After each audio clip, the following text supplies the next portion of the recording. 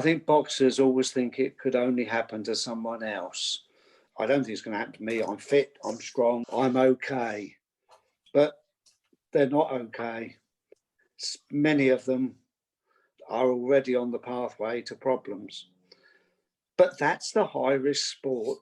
I don't want to see anything changed, because you'll take away and put it underground. Hi, I'm Naomi Murphy, and this is the Locked Up Living podcast, where we talk with a wide range of people about harsh aspects of institutional life. We also explore some of the ways to overcome them and to grow and develop. I'm David Jones. So join us every Wednesday morning, 6 o'clock UK time, for a fresh podcast. Today you're going to hear from Dave Harris. Dave is a former amateur boxer, as well as having worked as a trainer, manager and promoter of boxers. He's founder of the British Boxing Hall of Fame and also founded the Ringside Trust, which is a charity aspiring to create a residential home for former boxers. And boxing seems particularly pertinent to the justice system, actually, because people often come with a history of having learned how to box as a way of coping with bullying. You often find that people have that in their histories in the justice system. I'm really delighted to have you along today, Dave, to talk about your work. Welcome. Well, I'm pleased to be here, Naomi. Very good to meet with you, Dave. So can we begin with you telling us something about your relationship to boxing and how you came to set up a charitable trust? Right. Well, I boxed as a 12-year-old, and I've been in boxing most of my life. I guess I first started to think about the problems that exist in boxing when I founded the British Boxing Hall of Fame back in 2015, and then started to meet a lot of the old ex-champions. One particularly was a guy called Johnny Clark, who was the former British bantamweight champion. He was undefeated when they took his license away, and he was also the European champion. He was in a home quite close to where I live, and we got quite close, and I used to visit him. I used to take him out and take him to ex-boxers meetings throughout the country. And he enjoyed those, and he used to come alive. Instead of just having a blank expression and going back to a home where nobody really understood what he had been or what a famous man he'd been. In fact, he boxed more times at the Albert Hall than any other professional boxer in history. So he'd always been a high flyer in boxing, really. When I first knew him was back in the 1970s. He was young, vibrant, full of life, handsome, and a great guy. Really was a nice chap. As the years went by, obviously different things happened in people's lives. When I met him again, I saw such a vast difference. And knowing that he was then in a home, used to go and talk to him about the old days. And strangely enough, with pugilistic dementia, quite often they can remember bits of the past clearly, but very little about the future, about what he'd even done the day before. But he was lovely company, and I grew very fond of him. Got to know quite well his daughters. By that time, I thought, although we'd always heard about there was this need for a place for boxers, but it'll never happen. And that's been the attitude that I've faced right through to this very day. People in officialdom, and I guess from a promoter's point of view, I don't know whether you want me to go on to this now, but from a promoter's point of view, I think there may be an element of thinking they could get sued, although there is very little possibility, because boxing, you couldn't actually pin the problem down to any particular fight or training session or whatever.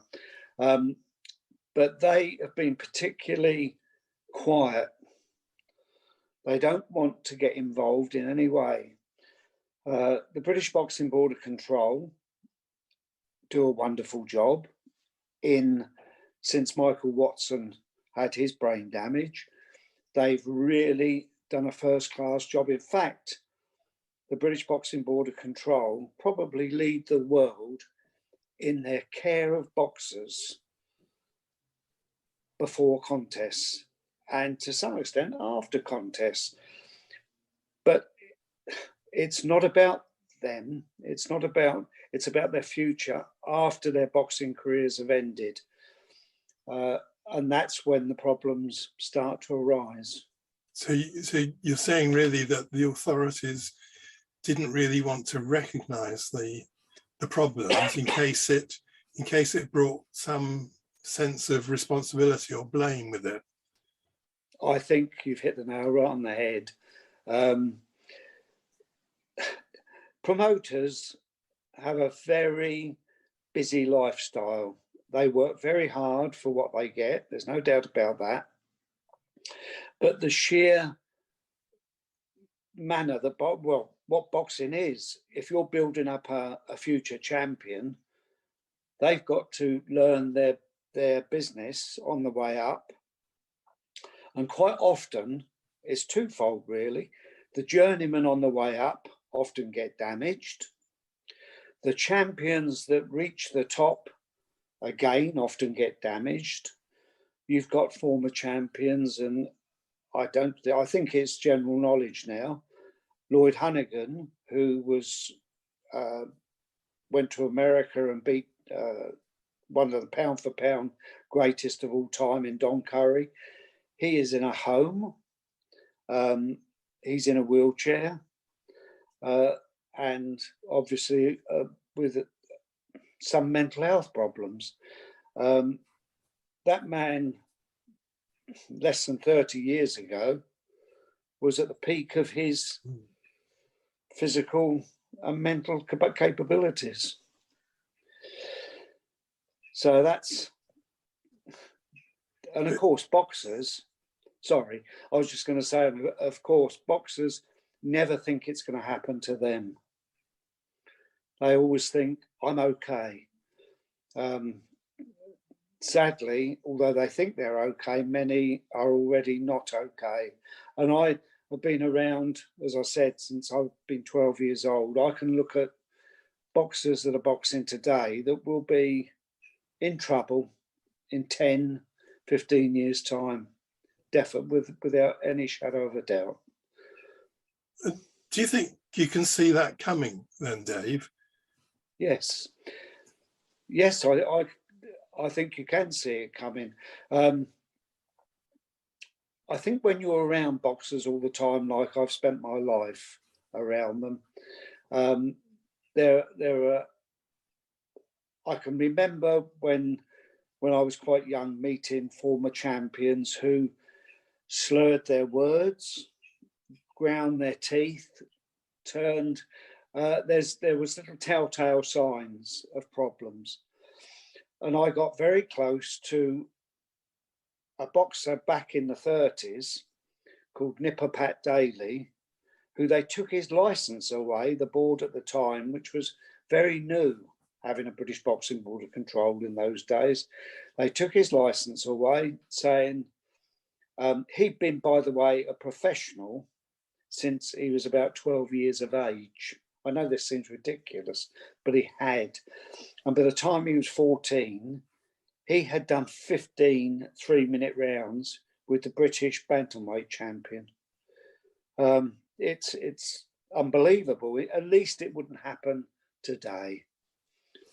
You're referring a lot to, you've referred to dementia pugilistica and others. These are the signs of neurological damage. What kind of age are the boxers when those sorts of signs are emerging? Are we talking about much older men? Are we talking about injuries that occur quite early on in life, really? Right. There are a number of instances of men as young as their early 30s that are suffering with pugilistic dementia. There is a former world champion. I won't say his name because he's still a very young man. I think, he's in his mid-30s. Wasn't very many years ago, he was a champion of the world. That man has mental health problems, and there's a number of them with mental health problems. That there doesn't seem to be any structure within our sport to deal with it. And that's why over the past 4 years, I have worked, and all the trustees that are with me, and the ambassadors, and some of the ambassadors are really famous people. For example, I don't know whether you know much about boxing, but John Conte, Duke McKenzie, 3-weight champion of the world. He's been brilliant. Absolutely. Both of those two have been brilliant. Also, John H. Tracy, that went to Mexico and took the title off Jose Napoles. They work alongside many others. James Cook, MBE, who does an amazing job in Hackney in London with the young people. He's another ambassador.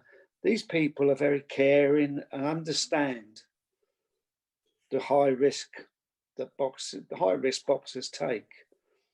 So are these all involved with the Ringside Trust, then, Dave? Yes. Can you tell us a bit about that then? How did you come to the Ringside Charitable Trust?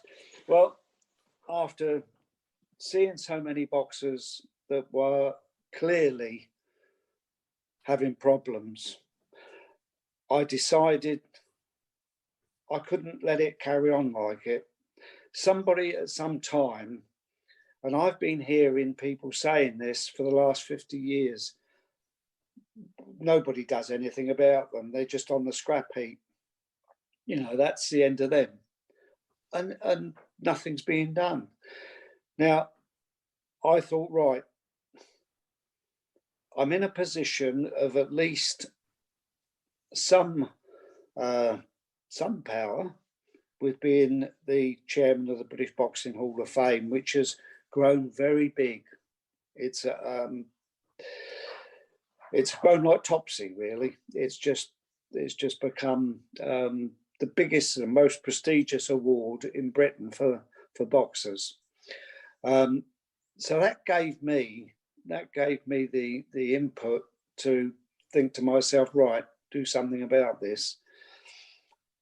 Matt Christie, who is the editor of Boxing News, who has been absolutely brilliant. He loves his boxing, as I do. We know it's high risk. There's no way around the fact, if you take away boxing, which is legal and has all the correct medical connotations to it, if you took that away, it would go underground, as like white collar boxing has become. There are people being damaged weekly in white collar boxing, which is another thing that I'm campaigning to stop. What is that, Dave? White collar boxing, it's these people make a great deal of money. It hasn't got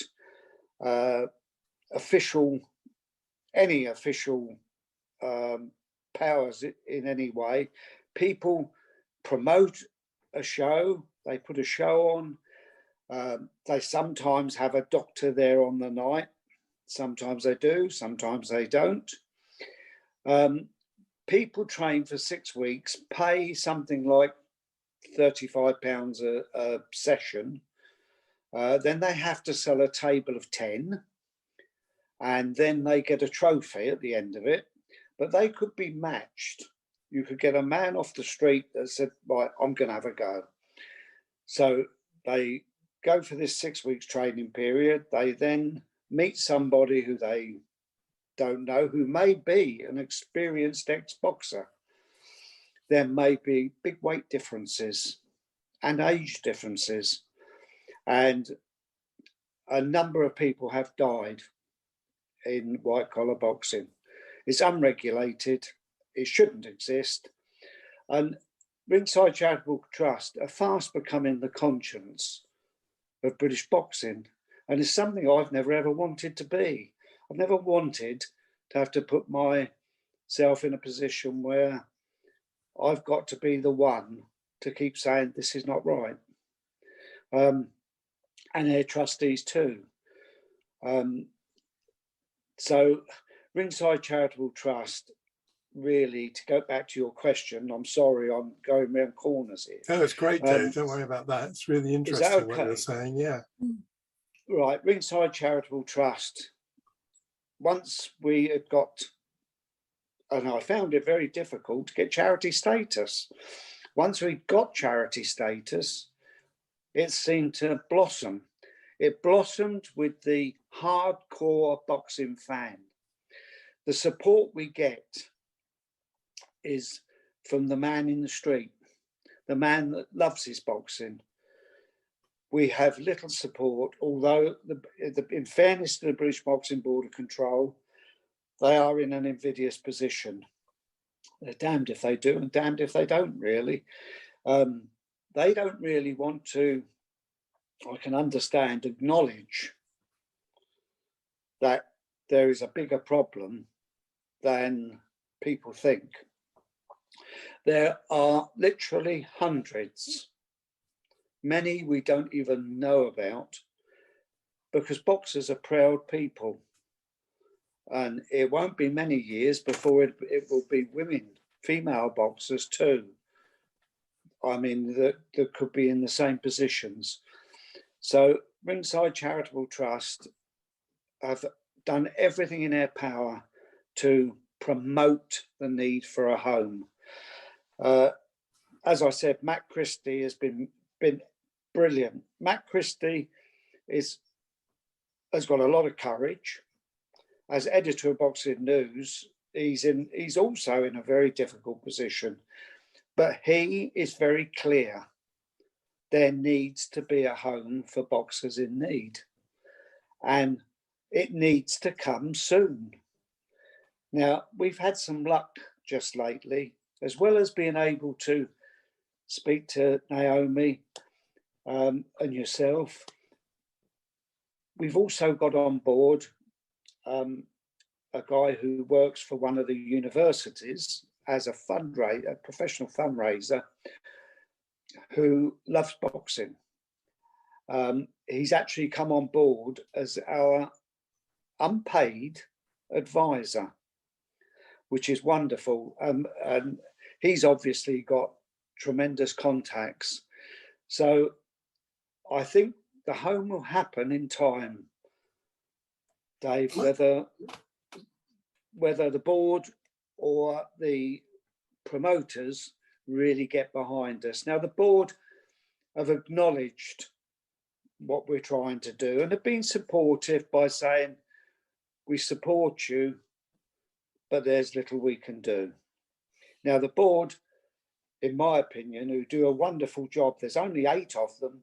It's ridiculous that a sport that raises and can make millions upon millions of pounds, albeit only for perhaps 5% of all those that box, there are only 8 professional workers that work in the board office.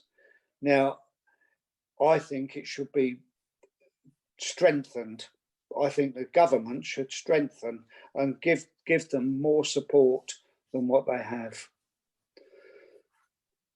I'm not sure I answered your question, but I wondered why do you think that is? Because I think obviously you look at other sports where they've got much bigger teams overseeing what happens. What do you think it is about boxing that might?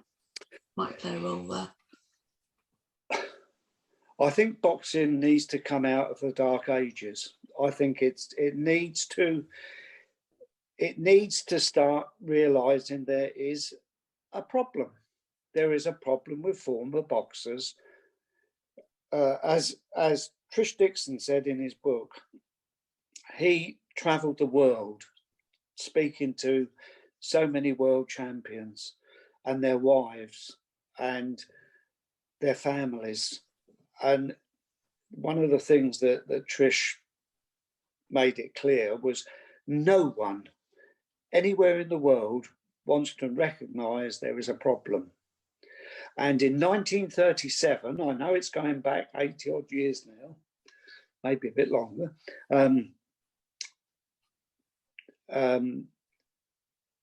there was a Professor Roker, I think his name was. I think he was in a very similar business to you. His knowledge was, I'm not sure whether, he might have been in psychology. Mm-hmm. I think it might have been, yeah. So you would have probably got on well with this chap. He really did do his bit. He tried to get a home for boxers that were suffering from pugilistic dementia or domestic pugilistica, however, which way round. He tried his best, and all he was met with was a little bit like we've been met with: closed doors, silence, don't want to discuss it, don't want to talk about it, we're not going to get involved. That is the attitude. And in the end, he gave up. Well, I'm not prepared to give up. I'm not prepared to give up. It's interesting because you've obviously got great promotional skills. The fact that you have managed to create this British Boxing Hall of Fame, which, as you said, has grown like topsy. You're presumably using the same kind of skills, but whilst it's flourishing more recently, it's still requiring quite a lot of work to get it to the point where you'd like it to be. Well, fortunately, in my work, I was a principal officer in social services. I've done social work. I've done, went through all the levels.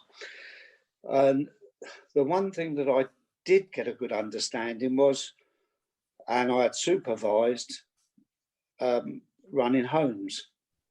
So I have a good understanding of the costs. I have friends still in social work departments.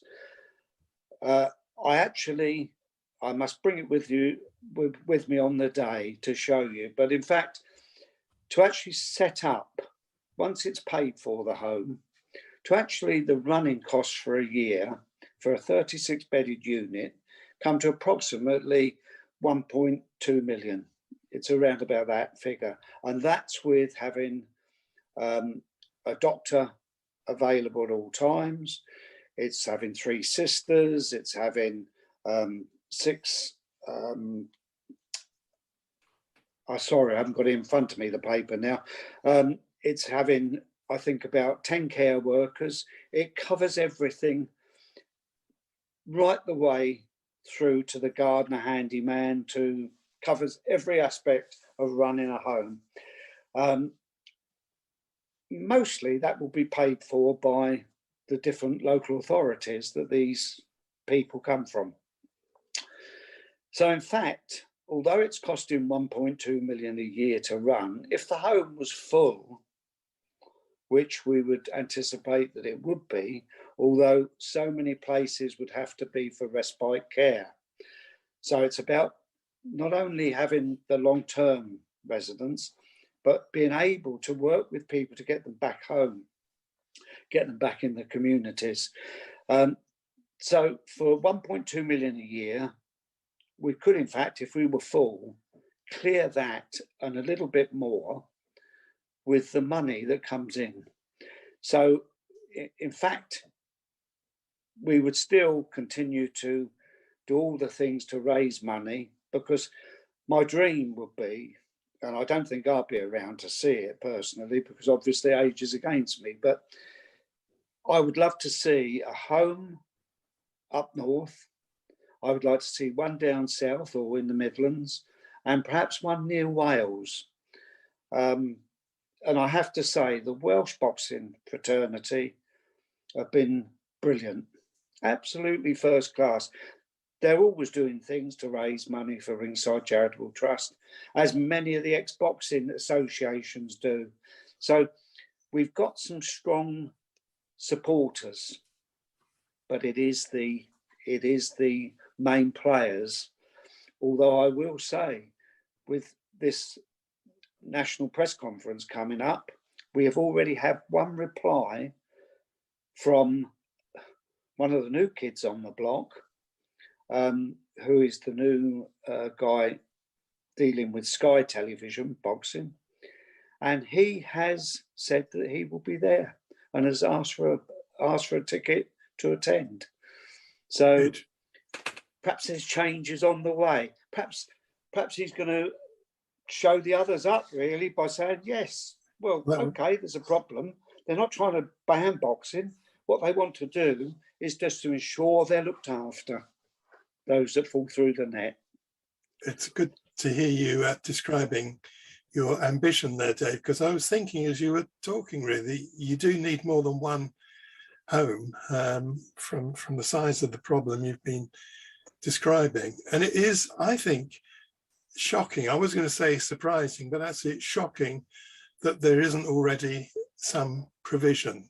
If you think, because I know that Equity has a number of provisions for former actors and entertainers, so for boxing to have nothing is really rather scandalous. And I was also thinking, let me get this out, I bet the MCC has more than 8 members of staff on its body. Now I'm going to tell you something now. I have a meeting coming up within the next 2 weeks with, and they've come to me. I haven't gone to them.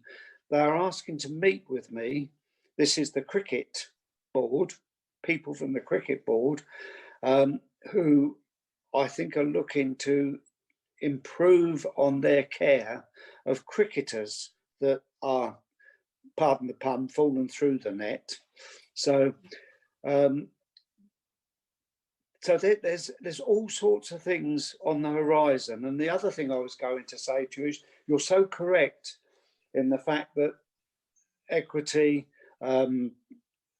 Brinsworth House, which is the actors' home in North London, I have to say, when I first was starting up the idea, they were so supportive.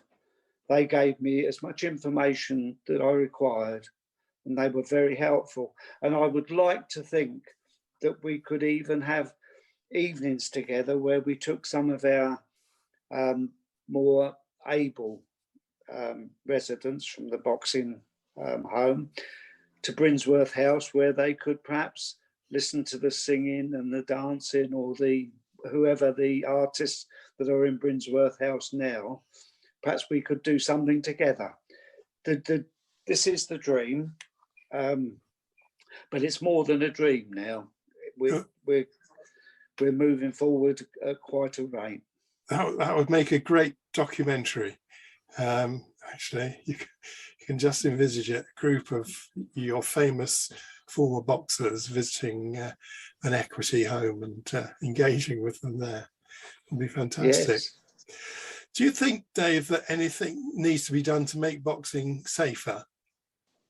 I think after Michael Watson's injury, I think both the amateur, in fairness to both amateur boxing, but particularly with professional boxing, we probably lead the world with their care of boxers when they're having their medicals to box. They have, it costs, obviously, the promoters and the board considerable amounts of money to have doctors. Well, they've always had doctors in attendance from donkey's years ago when I first went into professional boxing. But they have all the right equipment. They have checks, they have neurological, there are MRI scans. They do everything within their power to check that. Many boxers are turned down from boxing. So I give a great deal of credit to what the Board of Control are doing, albeit I think they should be given a lot more support, really, by the government to give them more strength, more power, because they're in a position, really, they haven't got a great deal of power. As I said, they run sometimes up to 40 shows in a month. Well, that takes one heck of a lot of organising, remembering that you've got to have all the appropriate people in place, the judges, the referees, the medical assistants, the doctors, the whoever is involved. They probably would say they're okay, but I think it could be, my own opinion is, if they were stronger and had more financial clout, they could also be far more involved with helping in the aftercare of boxers. And I think, particularly in amateur boxing, one of my real beefs, and it is something that needs to be addressed. The people that run amateur boxing, I don't know the financial situations, but year upon year they put the prices up to be affiliated, for amateur clubs to be affiliated, and an average club has to pay between £800 and £1,000 to this organisation, which is England Boxing. They have to pay this money to them to be associated. Not only that, then they have to pay, as we did in the old days, the areas like the southern counties, northern counties, and that's probably another £400 or £500. Well, there are amateur clubs going to the wall every week. I know this isn't anything to do about neurological problems, but it does mean that young people are not learning discipline and camaraderie. Boxing has lots of good points to it. It develops discipline. It develops, it takes away the bullying, because everybody knows there's always going to be someone else that's stronger or better than you. I'm going off the subject a bit, and I'm sorry, but it's one I do think is another problem that boxing's got that needs addressing. That's okay. Because in a way, one imagines that amateur boxing might be even more tightly regulated. But I mean, just to think about the issue of money, because one tends to think that there is a lot of money in boxing, and perhaps there is at some level. But why do you think that the boxing associations are so starved of cash in that case? In when it comes down to professional boxing, there is only about 3% of all the boxers. I think there's just over 1,000 boxers in this country, to my knowledge, professional boxers, and only about 3 to 5% earn enough to do it as a full-time living. Probably out that 5 or 6%, there would be 3% that earn astronomical figures, millions and millions. I mean, I think it's a bit pie in the sky, but I heard that Tyson Fury, it's quite interesting, in Boxing News this week, somebody, in the letter to the editor, somebody had written, "What a crazy world we live in," when Tyson Fury has just said, "I want £500 million if I'm going to fight again," where Dave Harris is struggling to get the money to open a home for those in desperate need within the support. What a crazy world we live in. and that was the I think one of the letters of the week. So it's quite interesting that even the boxers who raised money for they're raising money for all sorts of different charities, but never for the one charity that is available to help their own people.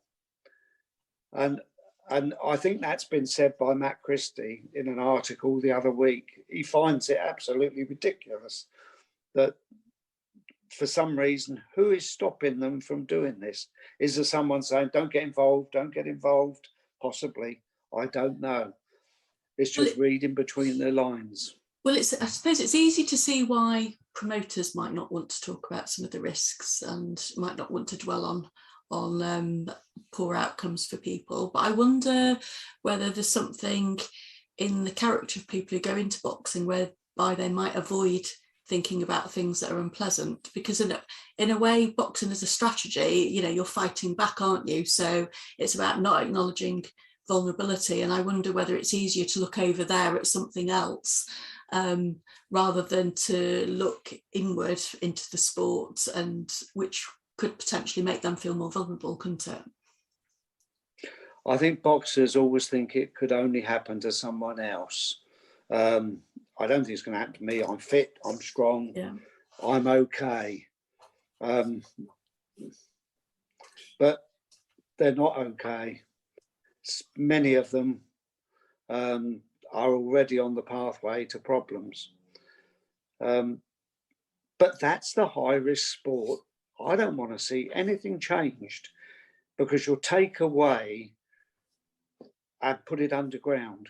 Boxing does not need to go underground. It's got enough problems, particularly when it has got a board of control that are doing their level best. You've got the amateur side of it that I think runs very well with their medical setup and assessments.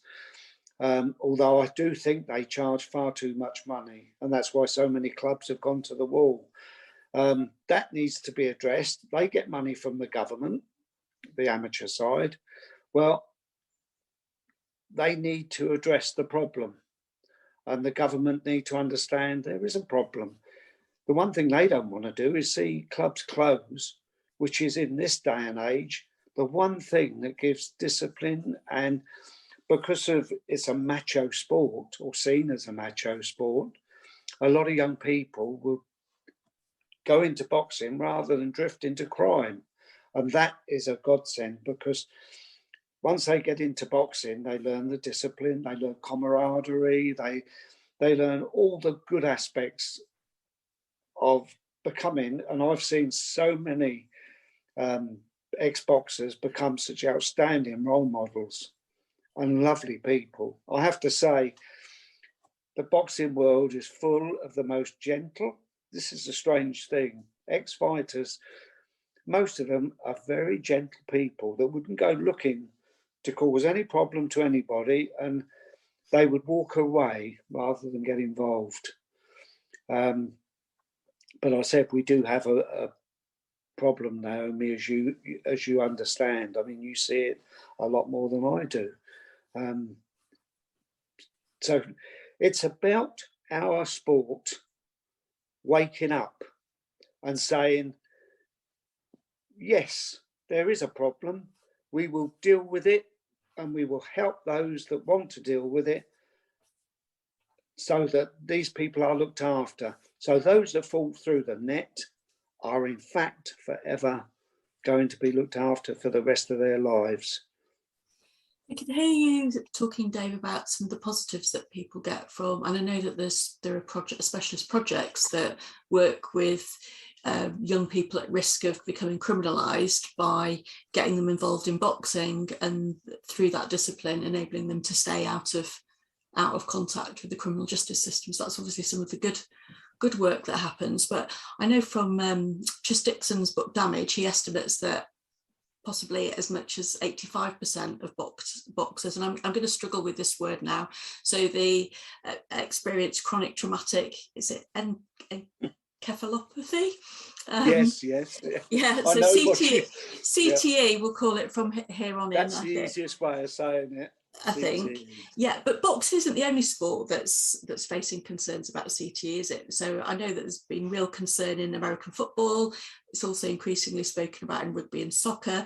I read a recent interview with Carl Heyman in The Guardian, who was discussing his early onset dementia and attributing that to playing rugby. So, you know, it sounds like boxing's lagging behind some of these sports in a way, in terms of acknowledging the problem and trying to do something about it. They are lagging so far behind. Rugby acknowledges a problem. Football now, through Jeff Astle, whose family brought it all to light, football now is addressing the problem. Cricket, strangely enough, also, I mean, people get hit with cricket balls and all sorts of strange happenings in cricket. They've addressed that they've got a problem with ex-athletes, and boxing doesn't want, whether it doesn't want to or doesn't know how to. All I've ever asked them is, I have the knowledge to set a home up. Very few people do have that knowledge that are actually in the world of boxing. But I'm blessed with the fact that I have that in my past, the knowledge to do this. All I need is for the promoters in this country, who I have contacted every major promoter. It's been in all the boxing magazines. All I would like is for them to put £1 on a ticket. Now, if you think that Tyson Fury boxed in London the other week in front of 94,000 people, if everybody had paid an extra £1, that would have given us £94,000 towards this home becoming a reality. Now, we've had people climbing mountains, doing marathons, young people from a boxing club picking up plastic off of beaches, men of 90 walking, well, a group of them walked to the end of Southend Pier and back, all in their 80s and 90s to raise money for Ringside, all with their T-shirts on, you know, and it's awe-inspiring, really, that there are these people that will do this. And so many other things. It's like on Saturday, there's a number of us going to walk over hot coals over in Portsmouth. I'm not looking forward to it because I've got very tender feet, but there's all in the mind. Sorry? It's all in the mind. Yes, well, that's what I'm going to have to. That's where I'm going to have to focus on it. Yeah, no pain. That's not an easy challenge. But there's 80 people doing it, and we hoping it raises quite a lot of money. But there is an apathy. There's an apathy, apart from the hardcore boxing fan that has given us so much support. There are many people that just say, it'll never happen. It's so easy to say something won't happen. So we won't support it because it won't happen. I've even had people say, how do we know it's not a con? You know, it's a charity. It is an established, regulated charity where every penny goes into the charity, apart from buying T-shirts and caps and whatever the trustees decide to get, badges and things, which are all sold. No other money is spent. If the trustees have meetings, we all pay for those meetings to go wherever we go to them, for the food, petrol, whatever. Nothing comes out of the charity. We all pay it ourselves, because no one can then point a finger, because we've got to be really perfect in what we do. And Dave, CT isn't the only risk that former boxers face, is it? Because I think we increasingly see that elite athletes struggle to cope with transitions such as selection and deselection. So could you talk us through some of the other problems, the other kind of like mental health problems that might arise for boxers? Right. When boxers retire, remembering, and I remember it happened to Frank Bruno, all the time he was in full-time training, going to the gym, doing his runs, going back home, relaxing, etc., etc. Keeping busy. When he retired, like many of these boxers, there is nothing. Some of them can take up hobbies like golf and go into business, but there are at least 50%, maybe more than 50%. I haven't got the figures, but many of them drift into gambling. They drift into drink, which seems to be their answer to everything. And of course, if they're well known, there's so many backslappers that will say, "I'll get you, come on out, have a drink with me," and down the slippery slope. You know, it's you're right. There is a real problem regarding retirement of all athletes, and it's something that again needs to be looked at closely and addressed, because there's so much sadness. It's not just for them; it's their families. They go home drunk. We've got knowledge of some of our ex-boxers, one quite a young chap still, that can't live at home. His marriage has split up with a young child of a very young age. He can't cope. He's not coping. He's not in the situation where they're going to take him into the care situation. So he sleeps rough. He's out on the street sleeping rough.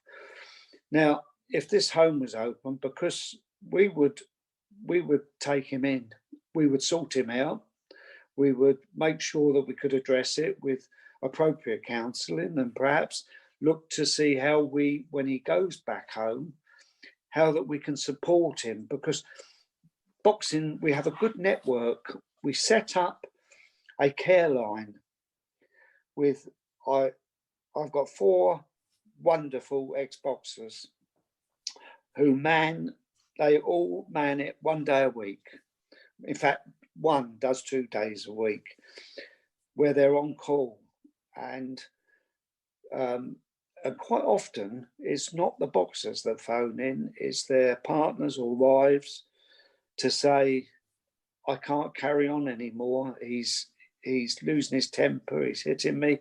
Some of them are in the early stages of pugilistic dementia or CTE. They are calling for help.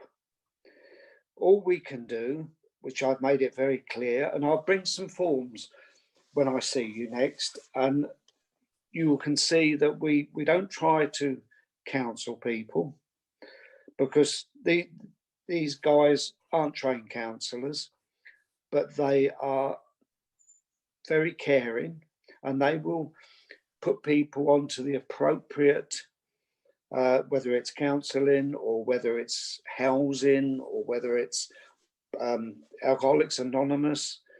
They will give them, and they will always be there to talk to them. And that's all we can offer at the moment. I hope that when the home is open, that we can run this service from the home, from one of the offices within the home. Sorry, have I gone off the subject? No, not at all, David. I was thinking as you were talking that one other figures that I was quite shocked by is it seems to be associated, but previously boxing seems to be associated with very high levels of suicide and also murder quite often of partners. And I wondered, do you think that's attributable to the sport, or do you think that's more likely to be a consequence of the kind of backgrounds people had before they went into the sport? Bit of both, I think, Naomi. I think a bit of both, because I think to say that one thing causes the problem. I think yes, there's a lot of deprivation, and boxers come from deprived areas quite often. Not always. I mean, every now and again you hear of people coming from. I'll give you an example. Muhammad Ali come from a very middle class family, own their own home, plenty of money coming in. Didn't you say one of the cabinet was a former boxer as well? Sorry? Didn't you? Oh, yes. Yes. Didn't you tell me one of the cabinet was a boxer? Yes, yeah. Dominic Raab boxed for, I think, Foley Amateur Boxing Club, I was told, and also was an Oxford Blue. So I've invited him to our press conference. I've also invited, although I think there's a new Minister of Sport, and I don't know who he or she is at the moment, because the other one resigned not very long ago. I'm hoping that if they don't come, and I doubt whether they will, but I'm hoping they will send appropriate representatives who are going to listen to what's said that day, because I really do think, I've called it the conscience of boxing, the day. And it's a conscience that the governments need to address the many different problems, particularly white collar boxing, where people are dying regularly through being inappropriately matched, without the appropriate training. 6 weeks being trained by a coach that may be a good coach, may not be. But the damage that's being caused, it's got to be outlawed and put under, if they want to do white collar boxing, it's got to come under one of the auspices of the amateur, I think more the amateur boxing associations rather than border control, because I don't think the border control is in any position to take on more than what they've got. I mean, boxing is booming at the moment with the great champions that there are around. But that's a problem in itself that needs addressing, really. I was thinking that's certainly a very interesting area, the white collar boxing. But putting it to one side for a moment, Dave, do you think class and poverty play any role in why boxers are so unsupported when they retire? I'm not sure that. I don't think that is the answer. I think probably there is an element of some boxers coming from a poor background, and perhaps there isn't the supports around when they go back into that arena. I think there's, as Naomi put, there's two different sides to the question, really, in this. But boxers, I think there is a real problem in retirement, and how we address it, I think, is about whether it's rugby, boxing, cricket, whatever the sport happens to be. There's got to be some support mechanism for when people leave their sport, because athletes all of a sudden find they've got time on their hands, and some of them need direction, really. Some are very bright people. I don't think it's just about, there are some that are not very bright too, that will fall by the wayside. But I think it's about really a safety net for all sports.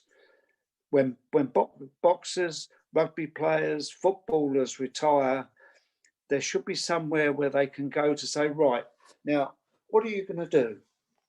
Somebody should be addressing it, saying, have you interested in opening your own business now? Because you can't just sit back and do nothing.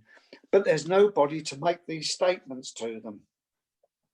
And I don't know the answer. Perhaps it should be something that all sports need to look at how they can address it. I mean, I've got the biggest problem thinking about the ones that are falling through the net and will not find a support network because of the damage that's been done to them. So I don't tend to have answers for everything, Dave. I haven't. I wished I had. But it does sound to me, at any rate, that you're the seed to help develop and grow this larger welfare movement that's clearly needed. You're I clearly hope so. You're clearly really passionate about the sport, Dave, and also do carry a sense of responsibility for what happens. But I suppose we can also hear you quite realistic about the long-term consequences, which could feel a bit depressing at times, I guess, in terms of a bit like Sisyphus trying to push that rock up the hill. How have you maintained your own sense of hope and positivity? I don't think I'm always as strong as I'd like to be. I think what carries me through is that people have an expectation that it's a bit like the song that I must sometime let you hear it. Oh, you can get it on Amazon. Never give up, never give in, by the Fighting Legends. I think that's what I hold on to. You know, I can't give up, and I can't give in till we achieve this aim, because it is so needed. And I think there's so many people, particularly boxers in need. And I think about the people like Bunny Sterling, that was the former British and European middleweight champion, middleweight champion, I think he was. His daughter told me when we was at Abbey Road Studios, when we were recording this song, she was actually working there, and she actually said to me, she said, my dad, she said, I am so pleased you're doing something about it. My dad, I tried 40 homes. He had pugilistic dementia, and nobody would help. No one gave me any help.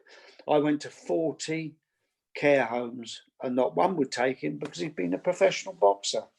Now, Bunny Sterling was a very gentle character. Okay, we all know that part of the problem can be that with CTE that they can have temper tantrums and really go into one. But she was telling me that at last she got a home to take him. 3 weeks before he died, it was in a home where nobody knew who he was. So in his dementia, there was no one there to say, hello, Bunny. Oh, I remember when you boxed so-and-so. Because sometimes there are the seeds that come back into their head to remember they were somebody that, yes, little bits from the past, which I saw in boxers that I have known with dementia, that their eyes light up. They actually say, yeah, I remember that. Well, he tore a lump out of his head where she'd taken a picture of it. One of the most horrific things that I'd seen. He had pulled the skin, the hair, he had ripped. He was in such frustration that you could see right through to the skull. And she was so supportive and saying, please, it'd be lovely if that home becomes reality, because it would mean my dad didn't die in vain. You know, and it's, I guess that, yeah, it makes me emotional because I think about these people and I think we won't leave a stone unturned. We will need to continue the fight and continue to try and get more and more people involved. Hopefully with this guy from the university with tremendous contacts who loves boxing and is a really lovely man. I'm hoping he's going to be able to make it, although he's later that day, he's got to fly off to Asia, but he's trying to put his flight back so that he can be there on the day to hear you speak, and the others, Trish and a few others. I suppose what I took from you talking there, Dave, is what keeps you going is, I think, kind of a sense of activism, you know, firing your energy into activism. And also I hear a lot of kind of like loving compassion, you know, a lot of love for the sport, but also love for people, and wanting to reciprocate from some of the pleasure that you've perhaps had out of the sport. And if anyone wants to get involved to help with the work you're doing for the Ringside Charitable Trust, is there anything that they can get involved with? They can, if they can come up with ideas, just like the guy that come up with the idea, Andrew Fairley, his name. He's come up with this, walking across these hot coals. The first thing he did was have people jump in at ex-professional boxers. They weren't all ex, there were some current professional boxers, jumped out of a plane 3 miles up. If people can come up with an idea like that, or any idea which can raise money for the charity, we will give them all our support and any help that we can give them. We will turn up, we will, we've got a hardcore support band now, really. And I was just going to say, there's a young lass, when you do things like this, it's amazing how people get on board. There's a young lass that has an immune system problem. And sometimes she's very ill and can't walk, but in other times, she'll try and walk a mile or 2 miles a day in her back garden or around her house with a pedometer. She is walking from John O'Groats to Land's End. She's halfway there. There's been where she's had to have a week or so off at times when her health hasn't been good. But this is good therapeutic help for them as well. And when people try and do good, it's amazing how people get behind them to support them. So I'll be grateful for any support, Naomi, that we can get, because we will just keep on coming up with ideas, doing things. We had a skip into spring. The home will happen. I just hope I really do hope it happens in my lifetime. I mean, it's at my age, I would have hoped it would have been. We're getting some younger people on board now that will carry the torch on, but I would like it to happen in my time, because I have that expertise to be able to ensure how the home is set up and run appropriately. Good to see that, but it's been lovely to talk to you today, Dave. Thank you very much for coming on and talking about your work. You're very welcome. You're very welcome. That's brilliant, Dave. Really good to meet you. Lovely to see you both. I wish you all the well for the future with this plan Thanks, of yours. David.